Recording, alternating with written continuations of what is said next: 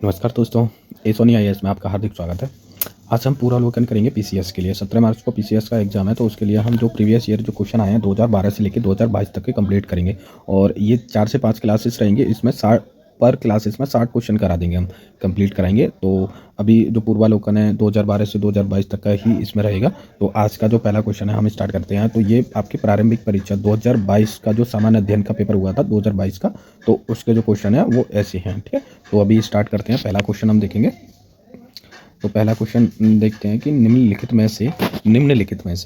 में से अशोक के कौन सा शिलालेख धार्मिक संश्लेषण एवं समन्वय के बारे में कहता है, ठीक है। तो कौन सा शिलालेख है जो अशोक का जो धार्मिक संश्लेषण के बारे में बताता है, ठीक है। तो 12वां शिलालेख है और 13वां है, 11वां है या दूसरा शिलालेख है, ठीक। तो कुल कितने शिलालेख थे? 13 शिलालेख थे, ठीक है। तो उसमें से 12वां शिलालेख जो है आपको धार्मिक संश्लेषण के बारे में बताता है। तो इसका राइट आंसर क्या हो जाएगा? ए, 12वां शिलालेख हो जाएगा, ठीक है। यहाँ पर ये आपका एक्सप्लेन दे रखा है कि 12वां शिलालेख में अशोक कहता है कि सभी संप्रदायों के सारे तत्वों में वृद्धि हो, क्योंकि सबका मूल संयम ही है। हमें सभी संप्रदायों का आदर करना चाहिए।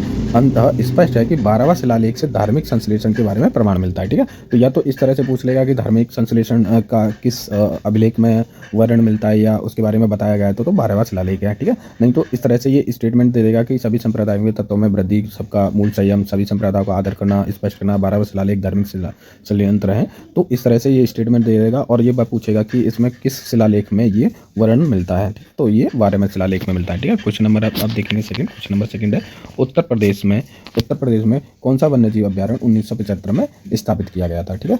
तो ये क्वेश्चन हमारा क्या है, आयोग ने हटा दिया गया था, ठीक, क्योंकि इनमें से कोई भी आपका 1975 में नहीं हुआ है, ठीक है। तो इसका जो एक्सप्लेन है उसका एक्सप्लेन देख लेंगे। जैसे आपका पर्यावरण, वन एवं जलवायु परिवर्तन विभाग उत्तर प्रदेश सरकार द्वारा जारी जनसांख्यिकी पुस्तक 2018 में पोर्टल पर उपलब्ध है। वन्यजीव अभ्यारण्य आंकड़ों के अनुसार 1975 में उत्तर प्रदेश में कोई वन्यजीव अभ्यारण्य स्थापित नहीं किया गया था, ठीक है। तो आयोग ने ये हटा दिया गया था। तो जैसे अब ये देख लेंगे हम कि इनमें जो ऑप्शन में दे रखे हैं, जैसे कतरनिया घाट 1976 में आपका स्थापना की थी, इसको नोट डाउन कर सकते हैं आप एक पेज। किशनपुर 1972 में था और चंबल 1979 में किया गया था, ठीक। वहीं आपका देखेंगे कि रायपुर में कोई भी वन्यजीव अभ्यारण्य नहीं है, यद्यपि रानीपुर वन्यजीव अभ्यारण्य बिहार में स्थापना हुई थी, जो 1977 में हुई थी। तो रानीपुर वन्यजीव अभ्यारण्य कहाँ पे है? बिहार में, जिसकी स्थापना कब हुई थी? 1977 में हो गई थी, ठीक है। तो इसका कोई भी उत्तर आंसर नहीं है, ठीक। तो क्वेश्चन नंबर तीसरा देखते हैं। क्वेश्चन नंबर तीसरा है मूल्यवान आईटी ब्रांड के संदर्भ में निम्नलिखित में से कौन सा सही है, ठीक है। तो पहला ऑप्शन है आपका, पहला एक्सचेंजर वैश्विक स्तर पर 2022 में सर्वाधिक मूल्यवान आईटी ब्रांड है, ठीक है। आईटी मतलब कि आपकी सॉफ्टवेयर की जो कंपनी है उनको आईटी सेक्टर से रिलेटेड करते हैं, ठीक है। तो टॉप ब्रांड कौन सी है? और टीसीएस वैश्विक आईटी सेवा ब्रांड 2022 में पायदान पर सेकंडवे नंबर पे है, ठीक है। तो इसके दोनों स्टेटमेंट क्या है? सही स्टेटमेंट है, ठीक है। तो इसके दोनों क्या हो जाएगा? आंसर ए हो जाएगा, ठीक। तो ये उस समय का करंट का है, तो इसमें ज़्यादा अब आने की कोई संभावना नहीं है, तो इसको एक्सप्लेन में भी क्या करेंगे इसका, ठीक। तो अभी देखते हैं क्वेश्चन नंबर 4 को देखेंगे, ठीक। ये क्वेश्चन नंबर 4 है आपका। क्वेश्चन नंबर 4 में है हमारे द्वारा, ठीक है, हमारे द्वारा उपयोग किए जाने वाले ऊर्जा के अधिकांश स्रोत संग्रहित सौर ऊर्जा का प्रतिनिधित्व करते हैं।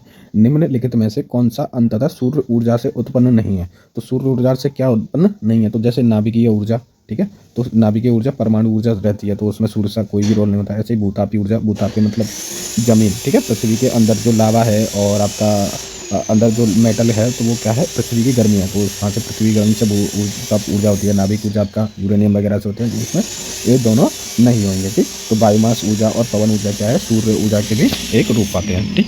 जैसे यहाँ पे एक्सप्लेन दे रखा है आपका, भूतापीय ऊर्जा सूर्य भारत उत्पादित नहीं करता है, बल्कि यह पृथ्वी के भीतरी भाग में होने वाली नाभिकीय क्रियाओं से उत्पन्न होती है। नाभिकीय ऊर्जा नाभिक विखंडन की प्रक्रिया द्वारा उत्पन्न होती है। जो न्यूक्लियर फ्यूजन होते हैं ना, न्यूक्लियर रिएक्शन होते हैं, उनसे नाभिकीय विखंडन होता है, ठीक। क्वेश्चन नंबर 5 देखते हैं। क्वेश्चन नंबर 5 कह रहा है कि भारत सरकार द्वारा पर्यावरण के परीक्षण संरक्षण अधिनियम कब पारित किया गया था, ठीक है। भारत सरकार द्वारा पर्यावरण के परीक्षण संरक्षण अधिनियम कब पारित किया गया था, ठीक है। तो ये आपका आंसर हो जाएगा 1986 में आपका पर्यावरण संरक्षण अधिनियम लागू किया गया था, ठीक। तो यहाँ पर इसका एक्सप्लेन है कि पर्यावरण के संरक्षण और हेतु पर्यावरण संरक्षण अधिनियम आपका the environment protection act of Bharat 1986 में पारित हुआ था, ठीक। इस पर अब क्वेश्चन नंबर 6 देखते हैं। क्वेश्चन नंबर 6 कहता है आपका, अप्रैल 2022 में कोपेनहेगन में पुरुषों की 200 मीटर बटरफ्लाई तैराकी स्पर्धा में भारत के किस खिलाड़ी ने स्वर्ण पदक जीता था, ठीक। तो इसका जो आंसर हो जाएगा संजय प्रकाश हो जाएगा। ये उस समय के करंट का था, तो अब इसको पूछने वाले नहीं है, तो इस पर कोई एक्सप्लेन भी नहीं करते हैं। ठीक, क्वेश्चन नंबर 7 पे चलते हैं। क्वेश्चन नंबर 7 आपका करंट से रिलेटेड है, 2020-21 के बजट का है, तो इसमें भी इतना खास नहीं है, तो इसको हम छोड़ देते हैं, है ना। अब इसके कोई चांस ही नहीं है, तो इसको पढ़ के क्या करेंगे। ठीक, अब क्वेश्चन नंबर 8 देखते हैं। क्वेश्चन नंबर 8 को देखेंगे, निम्नलिखित में से कौन सा सही सुमेलित नहीं है। ठीक है, तो उत्तर प्रदेश में क्या जूट होता है? नहीं होता, तो क्या हो जाएगा? गलत हो गया। असम में गेहूँ होता है? नहीं है, गलत हो जाएगा। ठीक है, गुजरात में चाय होती है? नहीं होती है। जबकि केरल में क्या होता है? रबड़ होती है। ठीक है, केरल लार्जेस्ट प्रोडक्शन करता है रबड़ का। ठीक, तो आपका क्या आंसर हो जाएगा? रबड़ हो जाएगा। ठीक, क्वेश्चन नंबर 9 देखेंगे। क्वेश्चन नंबर 9 क्या है? डाइफिनाइल ट्राईक्लोरोएथेन DDT एक है। ठीक है, क्या है? अजैव घटनीय प्रदूषण है, या जैव आपका अजैव अपघटनीय प्रदूषक है, जैव रासायनिक प्रदूषक है, या गैर प्रदूषणकारी है, गैर प्रदूषक है, या जैव अपघटनीय प्रदूषक है। ठीक है, तो इसका राइट आंसर क्या हो जाएगा आपका? अजैव अपघटनीय प्रदूषण है। कैसे हो जाएगा? जैसे DDT है ना, DDT आपने ऊर्जा सिद्धांत का रूल जो पढ़ा हुआ आपके पर्यावरण में, एनवायरनमेंट जो क्लास है उसमें आपने 10% का ऊर्जा संरक्षण का नियम पढ़ा होगा कि DDT क्या होता है कि जो पहला उपभोक्ता इसका होता है ना, पहला जिसने कंज्यूम करा है, ठीक है, तो और उसके बाद में इसको किसी ने खा लिया, जैसे चूहा है, चूहा ने DDT का कंज्यूम किया, चूहे को फिर किसने खा लिया? बिल्ली ने काट लिया। तो जो DDT का जो वो है ना परसेंटेज है, वो आपका चूहे से ज़्यादा किस में हो जाएगा? आपका बिल्ली में हो जाएगा। ऐसे ही अगर बिल्ली को कुत्ते ने खा लिया, तो जो बिल्ली में आपका DDT की जो मात्रा है ना, वो उससे ज़्यादा कुत्ते में हो जाएगी। ठीक है, तो ये आपका DDT है जो बायोडिग्रेडेबल नहीं होता है। ठीक, अब क्वेश्चन नंबर 10 देखेंगे। क्वेश्चन नंबर 10 में कहता है सूची 1 और सूची 2 का मिलान कीजिए। ठीक, तो इसको देखते हैं। जैसे DP कर्वे, ठीक है, DP कर्वे क्या कहा था? सचिव। ठीक है, क्या था? सचिव, विडो मैरिज एसोसिएशन। ठीक है, और आपके जेडी बैथुन थे, आपके कलकत्ता में कन्या विश्वविद्यालय की स्थापना करी थी। ठीक है, वहीं आपके ईश्वर चंद्र विद्यासागर कलकत्ता में संस्कृत के प्रचार्य थे। ठीक है, और जो मारवाड़ी थे बाल विवाह विरुद्ध संघर्ष इन्होंने स्टार्ट करा था। तो इसका क्या हो जाएगा? A का 2, B का 1, C का 4 और D का 3। तो इसका जो आंसर हो जाएगा आपका A आंसर हो जाएगा। ठीक है, ये इसका आंसर हो जाएगा। अब क्वेश्चन नंबर 11 पे चलते हैं। ठीक है, क्वेश्चन नंबर 11 ये आपका ये दे रखा है यहाँ पे। जैसे डी के कर्वे का जो था आपका सचिव विंडो मैरिज एसोसिएशन था।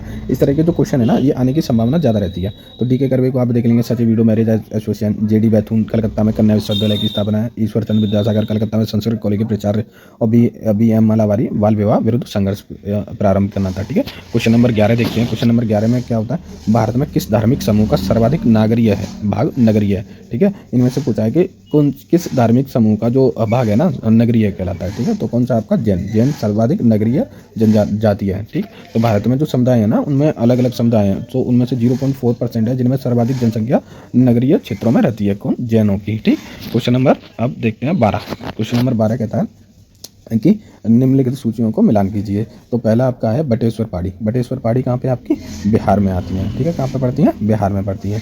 ठीक, आपकी घोसी पहाड़ी कहाँ पड़ेंगे? चिन्ह श्रृंखला कहाँ पड़ती है आपकी? चिन्ह श्रृंखला पड़ती है आपकी चिन्ह पड़ती है आपकी हरियाणा में। ठीक है, और जबकि घोसी पर यहाँ पड़ती है और आपकी बिलारी श्रृंखला पड़ती है आपकी कर्नाटक में। ठीक है, तो एक बार इसको देख लेंगे। इसका क्या हो जाएगा?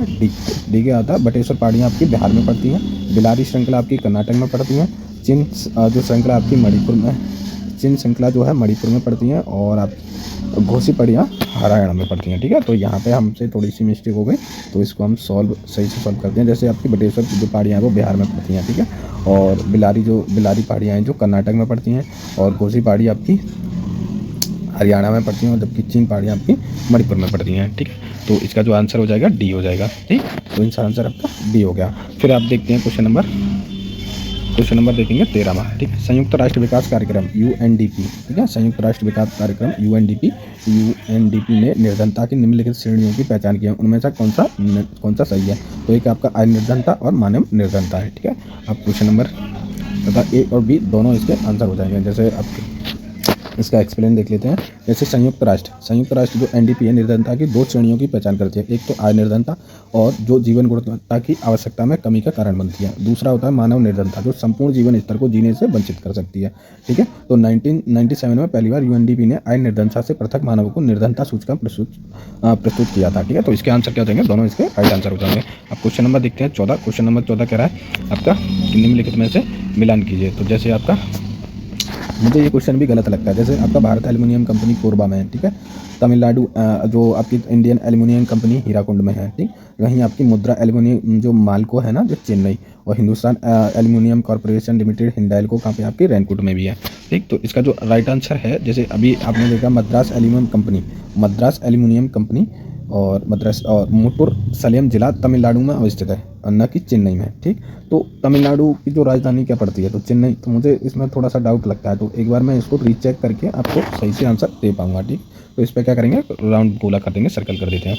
अब क्वेश्चन नंबर 15 को देखते हैं। क्वेश्चन नंबर 15 क्या है, यूनाइटेड किंगडम का पार्टी गेट स्कैंडल क्या है।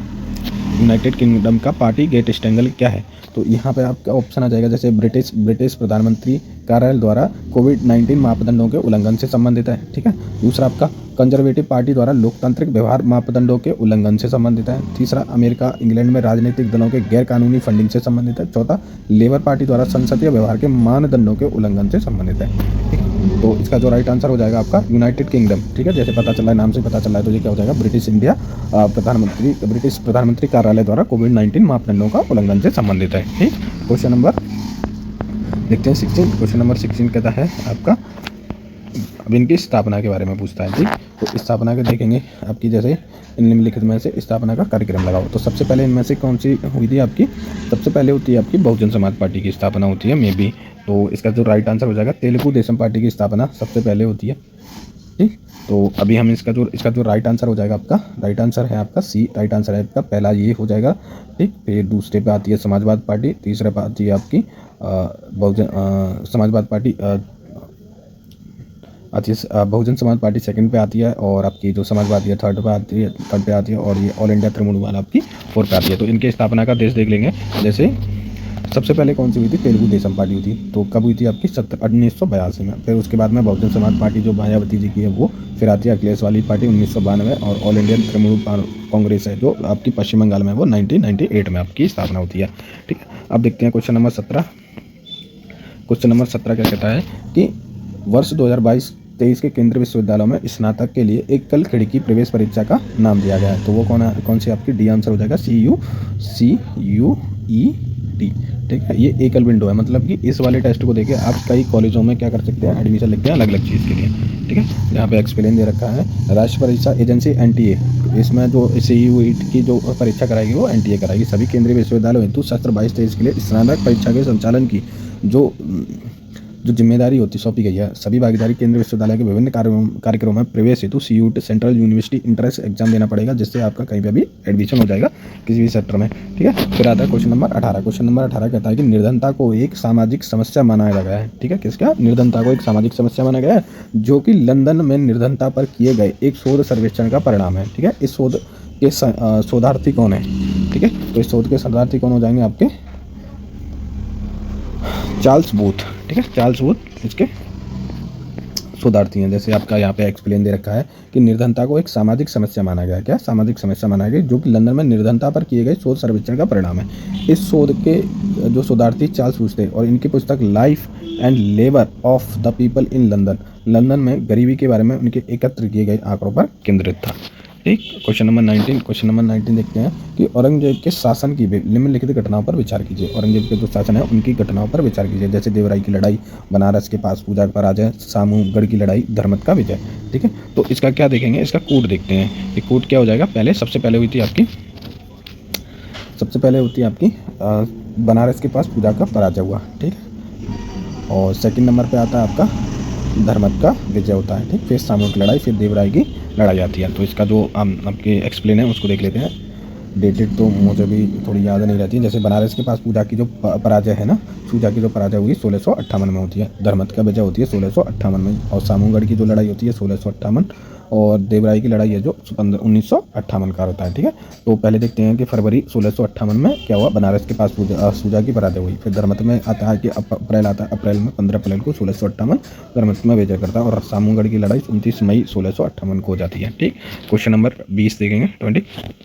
आप पूछ रहा है कि के अबुल लामजाओ राष्ट्रीय उद्यान निम्नलिखित में से किस झील पर अवस्थित है। ठीक है, तो ये कौन सी झील पर स्थित है, आपकी लोकटक झील पर स्थित है, जो कहाँ पे आपकी मणिपुर में है। ठीक है, और मणिपुर में जो घर बने होते हैं ना लोकटक झील पर इस तरह से जो झोपड़ियाँ बनी होती हैं उसको कहते हैं फुमडी कहते हैं। इस पर जैसे जो द्वीप से है ना उसको फुमडी कहते हैं, कहते हैं फुमडी। अब क्वेश्चन नंबर 20 में देखेंगे, जैसे आपका प्रशांत का सबसे गहरा, ठीक है, आपका मिलान करना है तो सबसे गहरा प्रशांत महासागर का सबसे गहरा जो गर्त है वो कौन सा है, आपका मरियाना ग्रंथ है। ठीक है, वहीं आप देखेंगे अधिकतम हिंद महासागर में कौन सा आपका सुंडा गर्त है, कौन सुंडा गर्त है। तो हम पहले मिलान करके देख लेंगे, प्रशांत महासागर आपका 3 आ रहा है, तो इन दोनों को हम कर देंगे कैंसिल, इन दोनों में से कोई नहीं होगा। ठीक, अब इन दोनों को देखेंगे। अब सी का देखो फर्स्ट, सी का फर्स्ट किस में है, दोनों में सी का फर्स्ट है। अब हम देख लेंगे बी का आर्कटिक में कौन सा आपका मेलाई गर्त आता है। ठीक है, कौन सा आता है आपका आर्कटिक में मेलाई गर्त आता है, तो बी का 4 हो जाएगा, तो ये आंसर हो गया आपका 3 बी। तो प्रशांत महासागर में आपका मैरियाना गर्त है, आर्कटिक में मेलाई गर्त आता है, और हिंद महासागर में आपका सुंडा गर्त है, और अटलांटिक महासागर में आपका क्या हो जाएगा, पेट्रो रिको गर्त होते हैं, जो कि इन सभी सागरों के सबसे गहरे गर्त कहलाते हैं। ठीक, इसका आंसर क्या हो जाएगा 341 हो जाता है। ठीक, अब देखते हैं क्वेश्चन नंबर 20। क्वेश्चन नंबर 20 में क्या कहता है, क्वेश्चन नंबर 20 कहता है कि भारत के, ठीक है, क्या कह रहा है, भारत के नियंत्रण मालिक परीक्षक का ऑडिट रिपोर्ट कौन परीक्षण करता है। ठीक है, तो कौन करेगा, आपका लोक लेखा समिति करेगी। ठीक है, लोक लेखा समिति में कितने मेंबर होते हैं, आपके 22 मेंबर होते हैं, जिसमें 15 किसके होते हैं, लोकसभा के, और 7 किसके होते हैं, राज्यसभा से होते हैं। ठीक है, अब ये हो गया। अब देखो इसका एक्सप्लेन है, जो भारतीय संसद की जो लोक सेवा समिति है ना, पब्लिक अकाउंट कमेटी, भारत सरकार के विनिमय लेखक तथा उस पर भारत के नियंत्रण मालिक परीक्षक की ऑडिट रिपोर्ट का परीक्षण करती है। इस समिति में 22 सदस्य होते हैं, इनमें 15 सदस्य लोकसभा से और 7 सदस्य राज्यसभा से होते हैं। ठीक है, अब देखते हैं क्वेश्चन नंबर 23। क्वेश्चन नंबर 23 क्या कहता है, क्वेश्चन नंबर 23 कहता है कि जनवरी 2022 के वैश्विक व्यावसायिक शहर सूचकांक के अनुसार निम्नलिखित में से कौन सा शहर विश्व का शीर्ष व्यावसायिक शहर बना जाता है, तो कौन सा होता है आपका हांगकांग है। ठीक है, अब ये 2022 का है तो इसमें ये आने की चांसेस नहीं है, तो इसका कोई एक्सप्लेनेशन भी ना करें क्योंकि टाइम वेस्ट होता है। अब देखते हैं क्वेश्चन नंबर 24 देखेंगे, निम्नलिखित में से कौन सा बायोमास ऊर्जा का स्रोत नहीं है। अब बायोमास ऊर्जा का स्रोत नहीं है, अब देखते हैं, जैसे लकड़ी है, लकड़ी तो होगी, ठीक है, कार्बन डाइऑक्साइड को रिलीज करती है जब जलाने पे होता है, तो फिर गोबर भी यही है कि CO2 का उत्सर्जन करता है। कोयला आपको पता ही है ये भी करता है, जबकि ये परमाणु ऊर्जा है। ठीक है, ये क्या है, एक बायोमास ऊर्जा का स्रोत नहीं है। ठीक है, और ये कैसा स्रोत है, आपका केमिकल रिएक्शन होती है इनमें। अब क्वेश्चन नंबर 25 देखते हैं। क्वेश्चन नंबर 25 कर रहे हैं, निम्नलिखित में से कौन सा हरित गृह गैस नहीं है, तो इनमें से हरित गृह गैस कौन सी नहीं है, आर्गन नहीं है। ठीक है, जैसे आप क्लोरोफ्लोरोकार्बन आपकी हरित गृह गैस है, कार्बन डाइऑक्साइड और मीथेन हरित गृह गैस हैं, जबकि आर्गन क्या है, निष्क्रिय गैस में आती है। क्वेश्चन नंबर देखते हैं, अभी ये इसका एक्सप्लेन देख लेंगे क्योंकि इसके कुछ चांसेस हैं आने के। तो पृथ्वी के वायुमंडल में पाई जाने वाली प्रमुख ग्रीन हाउस गैसें जैसे जलवाष्प है, ठीक है, कार्बन डाइऑक्साइड है, मीथेन है, नाइट्रस है, ऑक्साइड है। जैसे जलवाष्प है, जलवाष्प सर्वाधिक ज़्यादा सबसे अधिक जो जिम्मेदार है ग्रीन हाउस गैस है। ठीक है, जलवाष्प तथा क्लोरोफ्लोरोकार्बन धातु है कि आर्गन ग्रीन हाउस गैस नहीं है। ठीक है, अभी हमने जो बताया, अब आता है आपका क्वेश्चन नंबर आपका 26 आता है, जिसमें हमको क्या करना है, मिलान करना है। तो जैसे M.S.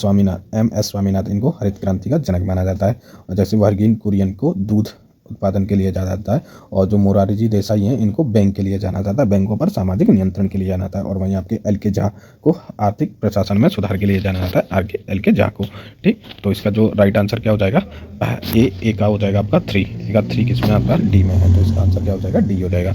अब क्वेश्चन नंबर देखते हैं 27। क्वेश्चन नंबर 27 क्या कहता है आपका, अब मार्च 2022 में असम मेघालय सीमा विवाद को हल करने हेतु समझौते पर निम्नलिखित में से किसने हस्ताक्षर किए थे। ठीक है, तो पहला ऑप्शन क्या आपका भारत, ठीक है, भारत गृह सचिव तथा असम मेघालय के पुलिस महानिदेशक थे, केंद्रीय गृह मंत्री या असम मेघालय के मुख्यमंत्री थे, भारत के गृह सचिव और असम के मेघालय के मुख्य सचिव थे। ठीक है, इसका राइट आंसर क्या हो जाएगा, असम तथा मेघालय के मुख्यमंत्रियों के बीच में हस्ताक्षर हुए थे। ठीक, अब क्वेश्चन नंबर देखते हैं, ये करंट का था, अब तो ये पूछने के चांस नहीं है, 0% चांस है। अब देखेंगे क्वेश्चन नंबर 28 देखते हैं। 28 क्या कहता है, निम्नलिखित में से कौन सा प्रधानमंत्री स्वनिधि योजना के अंतर्गत लक्षित समूह था। ठीक है, क्या सीमांत किसान थे, क्या डेयरी किसान था, क्या भूमिहीन कृषि श्रमिक था, या फुटपाथ विक्रेता था। ठीक है, तो इसका राइट आंसर क्या हो जाएगा, फुटपाथ विक्रेता था। ठीक है, जो रेडी वेडी लगाते थे, उनका जो सामान बेचते हैं वो, और इनको कितनी सेवा देने वाली थी, 10,000 रुपये तक का लोन सुविधा देनी थी। ठीक है, तो इसका जो आंसर एक्सप्लेनेशन है वो यहाँ पर कोविड-19 के वैश्विक महामारी तथा इसके परिणाम स्वरूप किए गए लॉकडाउन से फुटपाथ विक्रेताओं, स्ट्रीट जो वेंडर होते हैं अथवा रेडी वालों की आजीविका पर बुरा प्रभाव पड़ता है, जिनकी स्थिति को सुधारने के उद्देश्य से भारत सरकार द्वारा प्रधानमंत्री योजना की शुरुआत की गई थी, स्वनिधि की योजना। ठीक, अब देखते हैं आपका निम्न 29 क्वेश्चन है, निम्नलिखित देशों का मानव विकास सूचकांक 2022 के आधार पर अवरोही क्रम को विस्थापित कीजिए। ठीक है, तो इस वाले क्वेश्चन को आयोग ने क्या करा था, गलत माना था। ठीक, अब देखते हैं क्वेश्चन नंबर 30। क्वेश्चन नंबर 30 में देखेंगे इन अनुमानित योग्य शोर के स्तर के संदर्भ में सूची 1 सूची 2 को मिलान कीजिए। ठीक है, अब क्या करना है, ऊँटों का मिलान करना है। आवासीय क्षेत्र में जो आवाज़ सुन सकते हैं वो कितनी होनी चाहिए, तो कितनी होनी चाहिए, आवासीय क्षेत्र में आपकी 55 डेसिबल तक हम सुन सकते हैं। वहीं शांत क्षेत्र को देखेंगे तो 50 डेसिबल। अब इसको हम अगर थोड़ा सा भी पढ़ा होगा ना, दिमाग लगाएगा तो वो भी सॉल्व कर देगा आराम से। तो औद्योगिक जो क्षेत्र होते हैं उसमें 65 डेसिबल तक सुन सकते हैं, सॉरी 70 डेसिबल तक, और व्यापारिक क्षेत्र में 65 डिग्री होता है। ठीक, अब देख लेंगे, एक्सप्लेन देख लेंगे। ए का कौन सा है आपका, सेकंड, तो सेकंड के इसमें आपका सी में, तो आंसर क्या हो जाएगा, सी, सॉरी डी क्या होगा इसका आंसर हो जाएगा। अब जैसे इसका देखो, जैसे आवासीय क्षेत्र है, आवासीय क्षेत्र में 55, दिन के समय 55 और रात के समय 45 डेसिबल। शांत क्षेत्र में दिन के समय 50 है जबकि रात के समय 40 है। और औद्योगिक क्षेत्र में 75 डेसिबल तक सुनने की क्षमता होती है जबकि रात के समय में 70 डेसिबल होता है। व्यापारिक क्षेत्र में 65 जो है डेसिबल है सुन सकते हैं व्यापारिक क्षेत्र में, और रात में 55 हो जाता है। ठीक, अब देखते हैं question number second, question number 31 देखते हैं कि चंद्रगुप्त द्वितीय, ठीक है, चंद्रगुप्त सेकंड के संदर्भ में निम्नलिखित में से कौन सा सही है।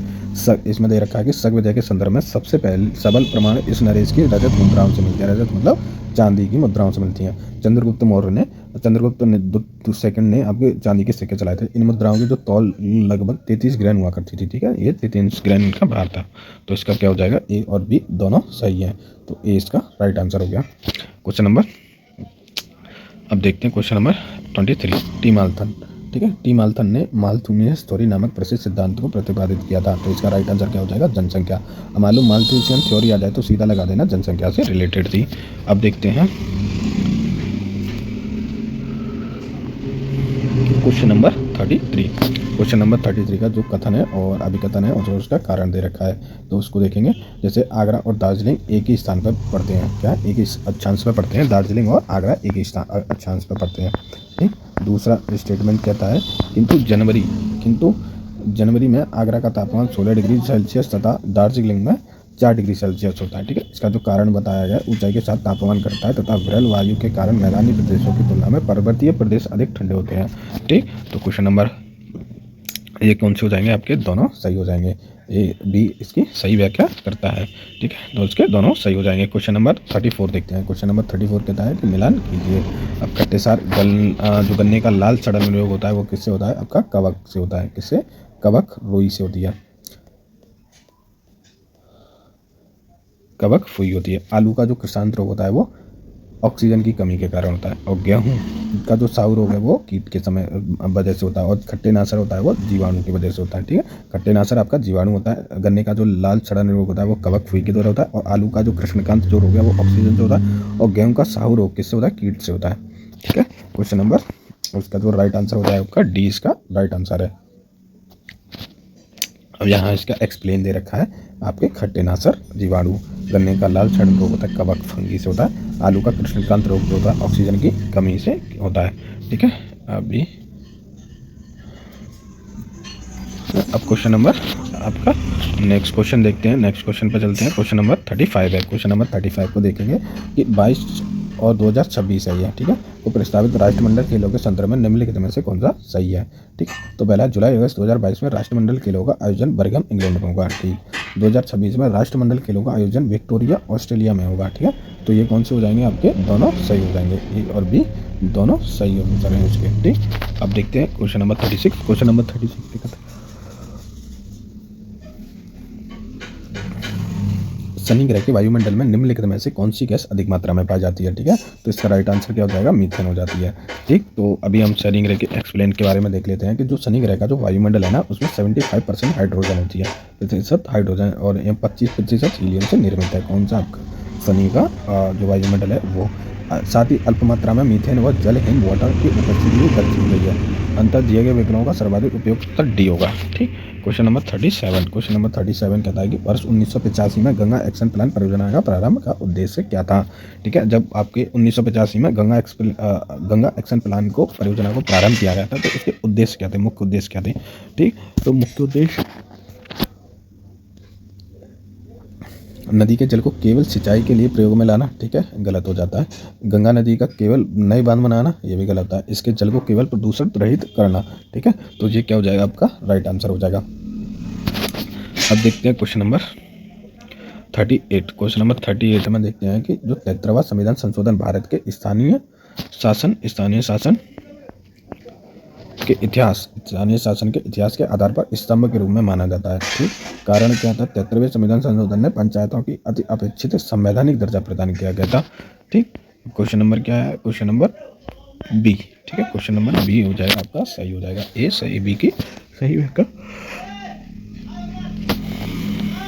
कर रहा है, ठीक। क्वेश्चन नंबर जैसे आपकी दे रखी है एक्सप्लेन, 73वां जो संविधान संशोधन अधिनियम 1952 द्वारा संविधान में 9(1) के तहत पंचायतों को संवैधानिक दर्जा प्रदान किया गया था। यही कारण है कि 73वें संविधान संशोधन को भारत के स्थानीय शासन के इतिहास में आधार पर स्तंभ माना गया है। पूर्वावलोकन भाग 4 में देखते हैं कि ये क्वेश्चन आपके कहाँ आया था, ठीक। Question number 39। क्वेश्चन नंबर 39 कहता है, भारत के किस राज्य ने स्वच्छ जल एवं जल सुरक्षा के लिए, ठीक है, स्वच्छ जल सुरक्षा देश का प्रथम digital water data bank aquarium का अप्रैल 2022 में शुभारंभ किया गया है, ठीक। तो इसका जो राइट आंसर हो जाएगा आपका कर्नाटक। भारत के किस राज्य ने स्वच्छ और जल सुरक्षा के लिए प्रथम कदम डिजिटल वाटर डेटा है एक्वेरियम का अप्रैल 2012 के आरंभ द्वारा किया गया था, ठीक। तो आंसर क्या हो जाएगा आपका कर्नाटक, इसका राइट आंसर हो जाएगा। फिर देखते हैं क्वेश्चन नंबर 40। क्वेश्चन नंबर 40 को देखेंगे। क्वेश्चन नंबर 40 कहता है, सत्यशोधक समाज के संस्थापक कौन थे जिनका प्राथमिक जोर सत्य की ओर देना था, ठीक। तो कौन थे इसके सत्यशोधक समाज के, ज्योतिबा फुले, एम.जी. रनाडे, ठीक है, या राजा राममोहन राय या ताराबाई, ठीक। इसका जो राइट आंसर हो जाएगा आपका ज्योतिबा फुले हो जाता है, ठीक। ज्योतिबा फुले सत्यशोधक समाज की जो स्थापना है ज्योतिबा फुले द्वारा।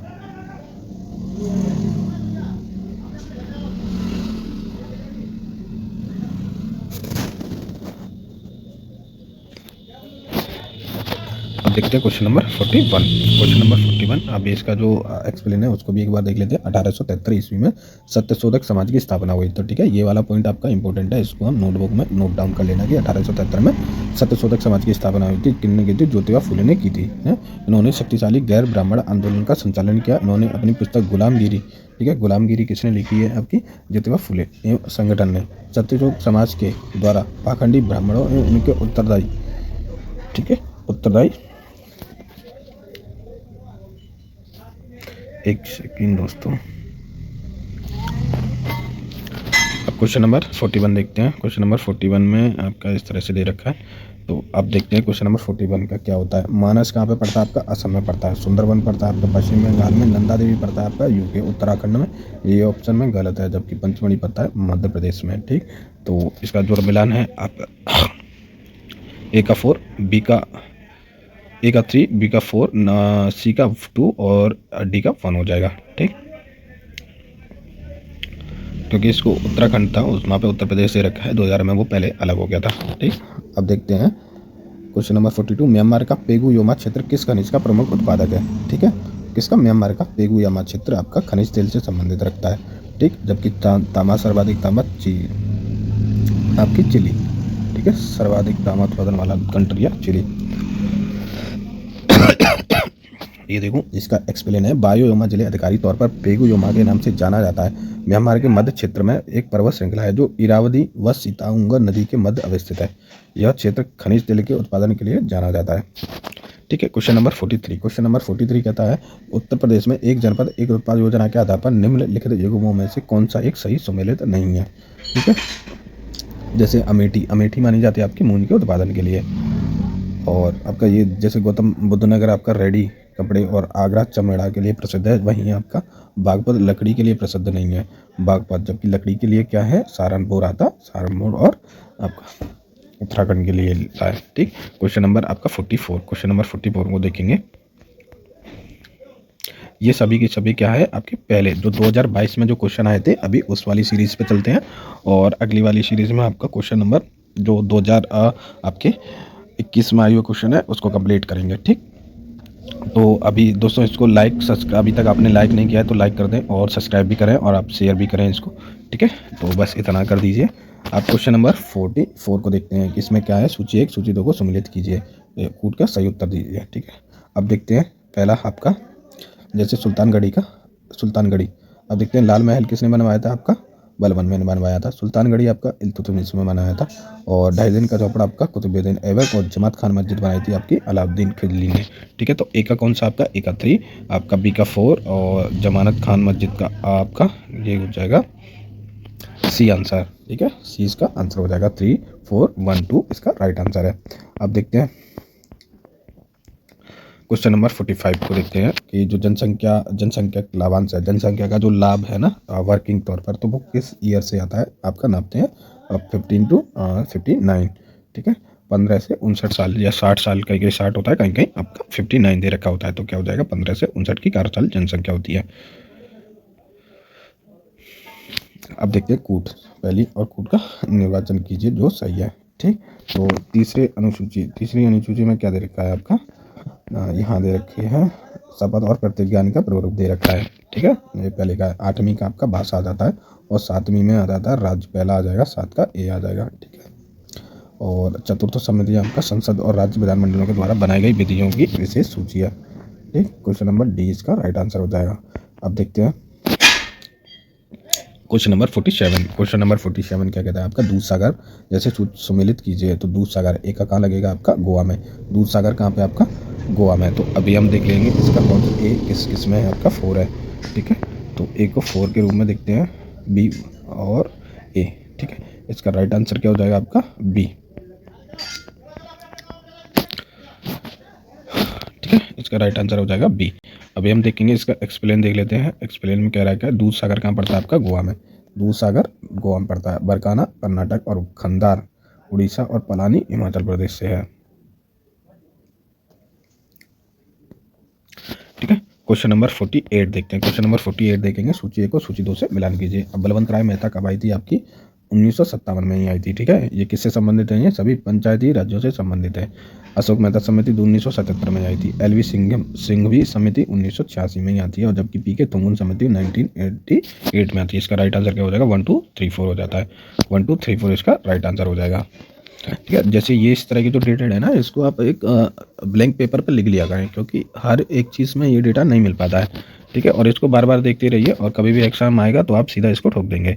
आप क्वेश्चन नंबर देखते हैं 49। क्वेश्चन नंबर 49 क्या कहता है,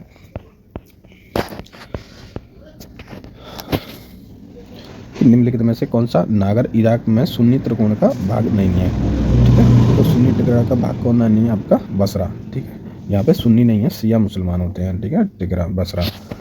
अब क्वेश्चन नंबर डी देखते हैं। क्वेश्चन नंबर 50 देखेंगे। क्वेश्चन नंबर 50 क्या कहता है, निम्नलिखित में से क्या है, अप्रैल 2022 में निम्नलिखित में से कौन सा तंजानिया की पहली महिला अध्यक्ष बनी थी। तंजानिया की पहली जो महिला अध्यक्ष बनी है आपकी सामिया सुलू हसन बनी है। ठीक है, अब देखते हैं क्वेश्चन नंबर 51। क्वेश्चन नंबर 51 क्या कहता है कि वर्ष 2022 के आरंभ में कौन सा देश इस्पात उत्पादन में। ठीक है, क्वेश्चन नंबर देखते हैं बाय, ये कह रहा है आपका वर्ष 2022 के प्रारंभ में कौन सा देश इस्पात उत्पादन में विश्व में सबसे ऊपर रहा था। तो इस्पात का सबसे करता है उत्पादन चीन करता है, और देन आता है भारत सेकंड पोजीशन पर। ठीक है, फर्स्ट पोजीशन आपका चीन, सेकंड आपकी भारत हो जाती है। अब क्वेश्चन नंबर देखते हैं 52 क्या कहता है। अब ये देखो, राष्ट्रीय ग्रामीण स्वास्थ्य मिशन आपका कब ओपन हुआ था, 2005 में आता है। वहीं आपका राष्ट्रीय सामाजिक सहायता कार्यक्रम आता है 1995 में। स्वर्ण जयंती ग्राम स्वराज योजना आती है आपकी 1999, और संपूर्ण ग्रामीण रोजगार योजना आती है आपकी 2001 में आती है। ठीक है, तो इसका जो राइट आंसर क्या हो जाएगा, ये इसका राइट आंसर हो जाएगा। अप्रैल 2005, ये उसी का एक्सप्लेन है। अब देखते हैं 53। क्वेश्चन नंबर 53 को देखेंगे, निम्नलिखित में से किसने जनवरी 2022 में आयोजित सैयद मोदी अंतर्राष्ट्रीय टूर्नामेंट में महिला एकल का खिताब जीता है। ठीक है, किसने जीता है आपका, पीवी सिंधु ने जीता है। अब ये क्वेश्चन नहीं आएगा, ओल्डेटेड हो गया। अब देखते हैं ऊष्मागतिकीय। ठीक है, क्या है, ऊष्मागतिकीय थर्मोडायनेमिकल रूप से कार्बन का सबसे स्थिर रूप सौंपा है। कौन सा आपका, ग्रेफाइट को। अब आता है निम्नलिखित में से कौन सा स्तनधारी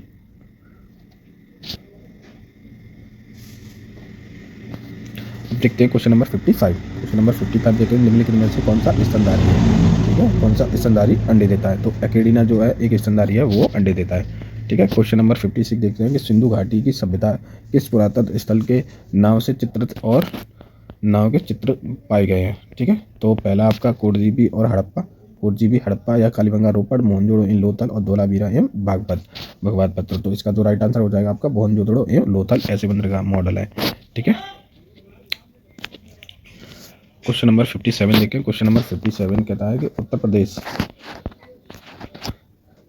प्रदेश के निम्नलिखित नगरों पर विचार कीजिए तथा जनसंख्या के आधार पर उन्हें अवरोही क्रम में व्यवस्थित कीजिए। अब क्या है, गाजियाबाद, कानपुर, आगरा, लखनऊ। तो पहले पे आता है आपका कानपुर, फिर लखनऊ, फिर गाजियाबाद। ठीक है, अब ये आंसर हो गया आपका। पहले आता है आपका कानपुर, तो इसमें सेकंड देखेंगे, सेकंड दो में है तो आपका बी और थर्ड हट जाएगा। तो पहला आपका कानपुर, सेकंड आपका लखनऊ, फिर आपका गाजियाबाद और कानपुर। इसका आंसर हो जाएगा सी, डी आंसर इसका राइट आंसर है, डी। क्वेश्चन नंबर देखते हैं, जैसे इसमें दे रखा है कानपुर, लखनऊ, गाजियाबाद, आगरा। 58 क्वेश्चन नंबर 58 कहता है भारत में सर्वाधिक ज्वारीय शक्ति उत्पादक तटीय क्षेत्र निम्नलिखित में से कौन सा है। तो ये आपका खमात की खाड़ी में है। ठीक, क्वेश्चन नंबर 59 कहता है कि जल जीवन मिशन योजना किस, ठीक है, क्वेश्चन नंबर 59 को देखते हैं कि जल जीवन मिशन योजना किस वित्तीय वर्ष के केंद्रीय बजट में घोषणा की गई थी। ठीक है, तो ये की गई थी आपकी 19 और 20 में। ठीक, क्वेश्चन नंबर आप देखते हैं 60, क्वेश्चन नंबर 60 आज का लास्ट क्वेश्चन है और बाकी क्वेश्चन हम कल कराएंगे। अब इसका कल क्रम बताना है। ठीक,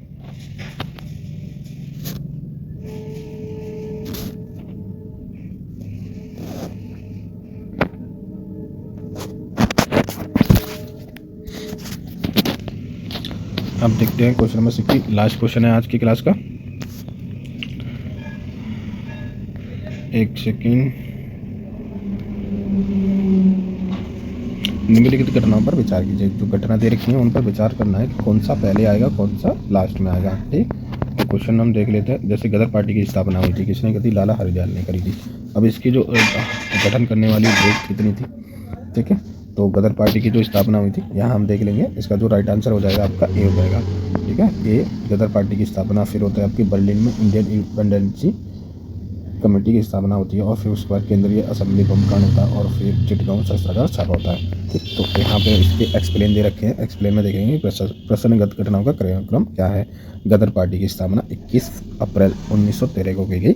वहीं बर्लिन इंडियन इंडिपेंडेंस कमेटी की स्थापना 1914 हुआ। केंद्रीय असेंबली बम कांड कब हुआ, 18 अप्रैल 1929 को। वहीं चिटगांव सत्याग्रह छापा हुआ था 18 अप्रैल 1930 को होता है। ठीक, तो आज का जो सेशन है आज का यहीं खत्म करते हैं, क्योंकि 60 क्वेश्चन हो गए आपके। 5 से 6 वीडियो में हम इसको कंप्लीट करा देंगे। आज के जो 60 क्वेश्चन है अभी कंप्लीट हो गए। अगर आपको ये क्लास अच्छी लगी है, पसंद आई, तो लाइक सब्सक्राइब भी करना और शेयर भी करना दोस्तों, ताकि कल वाली क्लास भी हम ऑन टाइम लेके आए। तो आज के लिए बस इतना ही। धन्यवाद, नमस्कार।